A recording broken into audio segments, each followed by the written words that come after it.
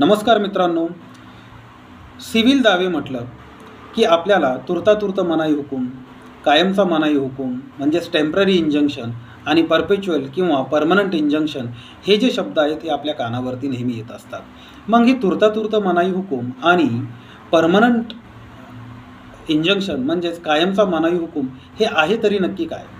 तर मित्रांनो, यामध्ये तुर्तातुर्त मनाई हुकूम म्हणजे कोड ऑफ सिव्हिल प्रोसिजरची ऑर्डर 39 जी आहे, त्या ऑर्डर 39मध्ये रूल 1 to 6 मध्ये तुर्तातुर्त मनाई हुकूम कधी द्यावेत यासंबंधी बोललं गेलेलं आहे.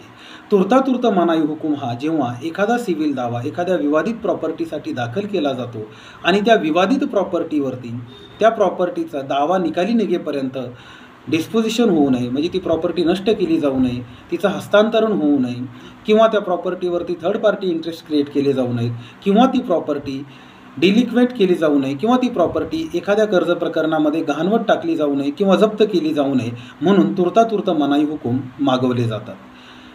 किंवा यामध्ये आणखीन एक टेस्ट अशी असते की समजा जर अशी प्रॉपर्टी जी आहे जर ती पेरिशेबल आयटम असेल तर ती जर नष्ट होण्याच्या मार्गावरती किंवा ती दावा निकाली निघेपर्यंत टिकू शकणारी नसेल तर अशी प्रॉपर्टी विकून टाकण्यासंबंधी किंवा अशा प्रॉपर्टीला लॉफुल सेल करण्यासाठी देखील तुर्तातुर्त मनाई हुकूम काढले जातात, जेणेकरून असे पेरिशेबल आयटम्स जे आहेत ते त्या आयटमची व्हॅल्यू जी आहे ती प्रिझर्व व्हावी. या केसमध्ये आपण जर पाहिलं की तुर्तातुर्त मनाई हुकूम जे आहेत हे ऑर्डर 39 रूल 1, 2, 3, 4, 5 आणि 6 याप्रमाणे दिले जातात.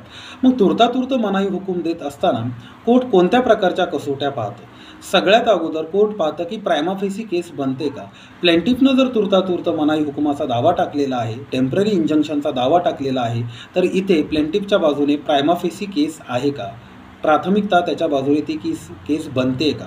म्हणजेच बऱ्याच वेळा खोडसाळपणानं अशा प्रकारचे तुर्तातुर्त मनाई हुकूम टाकले जातात ज्यामध्ये लॉफुल लॉंग पोझेशन असतं. ती प्रॉपर्टी जी आहे तिचा उपभोग अनंत काळापासून किंवा बऱ्याच दीर्घ काळापासून जो डिफेंडंट आहे तो घेत असतो. त्याच्या पोझेशनबद्दल आणि त्याच्या मालकी हक्काबद्दल कोणत्याही प्रकारचे वाद आत्तापर्यंत उपस्थित झालेले नसतात, परंतु त्यांनी एखादी डेव्हलपमेंट ॲक्टिव्हिटी जर सुरू केली तर अशा ॲक्टिव्हिटीला खीळ घालण्यासाठी तुर्तातुर्त मनाई हुकूम सूट टाकून घेण्याचा प्रयत्न केला जातो. या केसमध्ये कोर्ट पाहतं की इथे लॉफुल पोझेशन, लॉंग पिरियडसाठीचं पोझेशन कोणाचं आहे, ते पोझेशन लॉफुल आहे का, डिस्प्युटेड आहे का. पुन्हा असं जे पोझेशन आहे या पोझेशनमुळे इतर काही लॉस होऊ शकतात का. जर अशी काहीही केस बनत नसेल तर कोर्ट तुर्तातुर्त मनाई हुकूम देत नाही. म्हणजेच अशी केस बनण्यासाठी प्रायमा फेसी केस फॉर्म होणं हे गरजेचं आहे. दुसरी गोष्ट म्हणजे यामध्ये कोर्ट आणखीन एक कसोटी पाहतं आणि ती कसोटी म्हणजे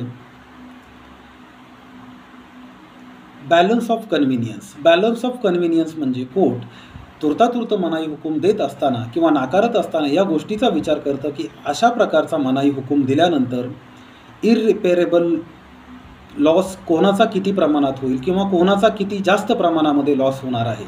ज्याचा लॉस जास्त प्रमाणामध्ये होणार आहे त्याच्या फेवरमध्ये ऑर्डर कोर्ट देण्याचा प्रयत्न करतं. म्हणजे जर प्लेंटिफनं टेम्पररी इंजंक्शन मागितलं असेल आणि त्या इंजंक्शनमुळे ज्याचं लॉफुल पोझेशन किंवा ज्याच्या पोझेशनमध्ये ती प्रॉपर्टी आहे त्याचा जर इररिपेरेबल आणि मोठा लॉस होणार असेल तर असं इंजंक्शन दिलं जात नाही किंवा कोर्ट शक्यतो असं इंजंक्शन देण्याचं टाळतं.